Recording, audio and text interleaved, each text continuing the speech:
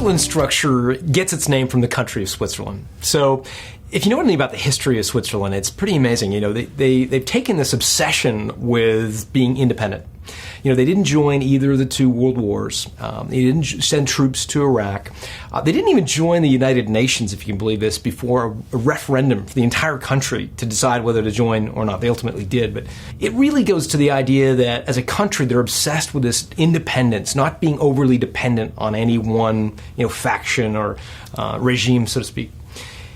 That's essential for building a sellable company, that independence of any one constituency. And the three most important groups you've got to make sure you are independent of are, number one, customers. So you can't have an overly concentrated customer set. You've got to have good diversification among your customer set. Number two, employees. So you can't be overly reliant on any one employee.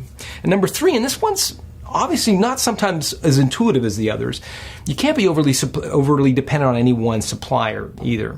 So customer, employee, supplier, you've got to be independent of those three, because for a buyer coming in, they're going to look at your business, and if they see that you're overly dependent on any one of those constituencies, they're going to discount the business because it's just too risky for them. So to improve your score, you've really got to make sure you've got good diversification in your customers, make sure you're not overly reliant on any one employee, and you've got diversification in your suppliers as well.